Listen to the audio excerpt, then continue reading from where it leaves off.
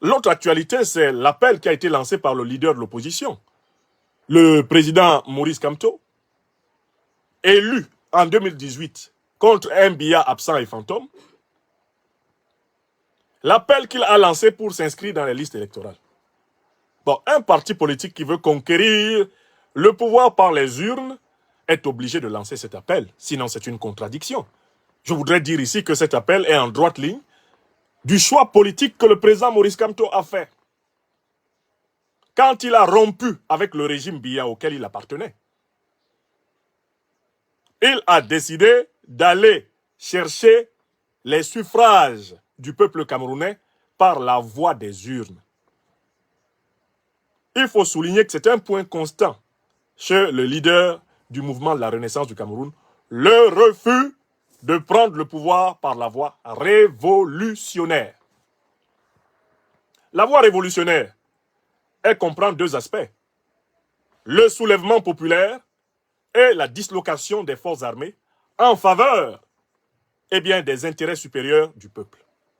C'est ça la voie révolutionnaire. Maurice Kamto n'est pas pour la voie révolutionnaire. Il ne veut pas prendre le pouvoir au Cameroun à l'issue d'un soulèvement populaire. Il ne veut pas prendre le pouvoir au Cameroun à l'issue d'un coup d'État, même révolutionnaire. D'ailleurs, le pouvoir Biya a tenté de le piéger plusieurs fois en envoyant des militaires qu'on trouvait, des militaires corrompus, pour lui proposer des coups d'État. Maurice Kamto, il faut le souligner, a toujours refusé. Donc, il faut d'abord que ça se soit clair. Qu'il appelle les Camerounais à s'inscrire dans la liste électorale, pour moi, c'est quelque chose d'évident. C'est ordinaire, c'est quelque chose de banal. Tous les Camerounais et toutes les Camerounaises qui ont adhéré à son parti politique et à la dynamique qu'il impulse savent que lui, il a choisi et il s'en tient à cela, la voie des urnes. S'il n'y a pas une élection qui le porte au pouvoir, Maurice Kamto préfère ne jamais être président. Écrivez ça. Et il faut que ce soit clair pour l'opinion internationale et pour l'opinion nationale camerounaise. Il veut accéder au pouvoir par la voie des urnes. Il ne veut pas accéder au pouvoir par un soulèvement populaire et une révolution au sein des forces armées. Non. Si donc il y a un soulèvement populaire ou une révolution au Cameroun, ce n'est pas par là que Maurice Kamto compte arriver au pouvoir. Ça sera toujours quand il y aura une élection présidentielle transparente, légitime, inclusive. Lui, il sera candidat et il espère gagner. Alors, ceci m'amène à aller plus loin dans ma réflexion. Bon, ça veut dire que s'il y a des Camerounais qui ont compris, par contre, que le régime Biya n'est pas prêt à céder le pouvoir par les urnes, ce sont eux qui ont la responsabilité de la révolution. Parce que comme le régime Biya contrôle Elekam, comme le régime Biya contrôle la Cour constitutionnelle, comme le régime Biya contrôle la Cameroun Radio-Télévision, on sait très bien qu'en 2025, il va s'autoproclamer à nouveau élu. Comme il l'a fait en 2018, comme il l'a fait en 2011, comme il l'a fait en 96, comme il l'a fait en 92, comme il l'a fait en 88. Paul Biya s'est toujours autoproclamé vainqueur, puisqu'il contrôle l'armée, il contrôle la commission électorale, il contrôle la télévision, il contrôle la Cour constitutionnelle. Ma sœur bien-aimée Aline Scom l'a expliqué dans une émission de télévision d'une manière très simple. Qu'une fois que le dictateur verrouille la commission électorale, il verrouille la Cour suprême ou le Conseil constitutionnel, il verrouille l'armée, c'est fini, on connaît le résultat. C'est ce qui va se passer au Tchad. Donc, il y a un problème politique qui n'est pas résolu dans la situation camerounaise actuelle.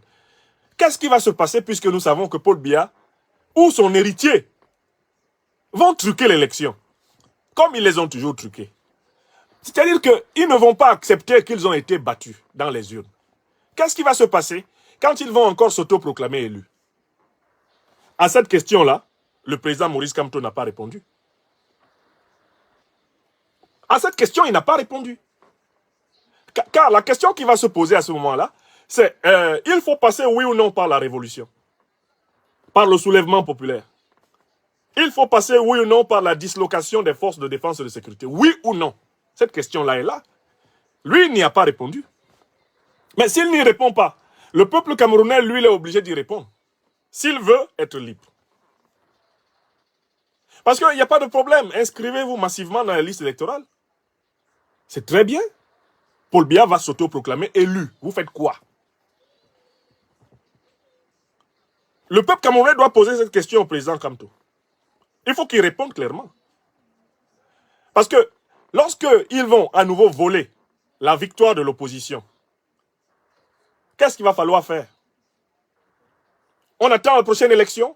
Parce que si on est dans la philosophie de pas de soulèvement populaire, pas de révolution populaire, ok, d'accord, très bien. On attend donc, après 2025, on attend 2030. Peut-être qu'en 2030, le régime Biya voudra bien accepter qu'il a perdu les élections. Mais si on n'attend pas 2030, à ce moment, on va se poser la question révolutionnaire. Et nos analystes à la petite semaine, qui s'attaquent à moi sur Afrique Média, devraient avoir le courage de poser ce problème. Pourra-t-on, par la voie des urnes, obtenir un changement au Cameroun? Ou faudra-t-il que le peuple camerounais, d'abord, empêche Paul Biya de contrôler les urnes, de contrôler les armées, de contrôler la télévision, de contrôler la Cour constitutionnelle avant d'organiser ces élections? Mais c'est ce problème qui a été tranché au Mali. Les Maliens ont tranché le problème. Voilà pourquoi Ibrahim Boubacar Keïta est tombé et une transition a été mise en place. Mais c'est ce problème qui a été tranché au Niger. C'est ce problème qui a été tranché au Burkina Faso. Oui ou non?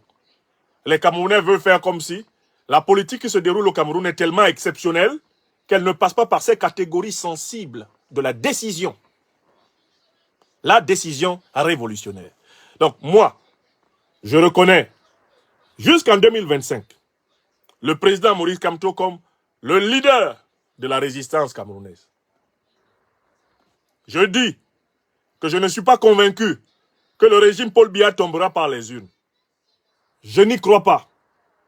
Je suis plutôt convaincu que c'est une révolution populaire et une dislocation des forces de défense et de sécurité qui vont provoquer une transition permettant d'aller à des élections véritablement transparentes et démocratiques au Cameroun. Écrivez ça.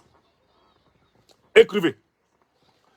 Et je dis qu'il faut tenir un langage de vérité à ce sujet au peuple camerounais. Il ne faut pas prendre le peuple camerounais pour un ramassis de mougou. Il faut dire que la lutte seule libère. Aucune dictature n'a accepté de perdre les élections qu'elle organise. Jamais. Il a fallu la lutte populaire. Et la lutte populaire ne s'improvise pas. Ce n'est pas à la dernière minute qu'on dit aux gens « Allez, sortez, allez défendre vos votes. » Non. On les y prépare. Et pour cela, on leur tient un langage clair. Nous nous inscrivons dans les listes électorales parce que si nos voix ne sont pas comptées, on passe à la révolution. Voilà un langage qui serait clair.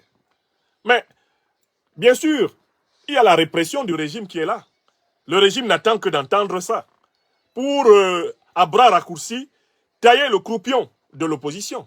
Je comprends la difficulté dans laquelle est placé le président Maurice Kamto, mais cette difficulté vient du fait qu'il n'est pas révolutionnaire. Cette difficulté vient du fait qu'il n'est pas révolutionnaire, il est réformiste. Donc, il s'agit donc pour les révolutionnaires camerounais de tous les secteurs de prendre leurs responsabilités. Moi, je suis convaincu que c'est la révolution qui va mettre fin au régime de Paul Biya. Je ne crois pas que ce régime prendra fin par des élections. Je n'y crois pas, parce que j'ai suffisamment observé des régimes de cette nature partout. Et voilà ce que je voulais dire sur le deuxième sujet de cette communication. Donc,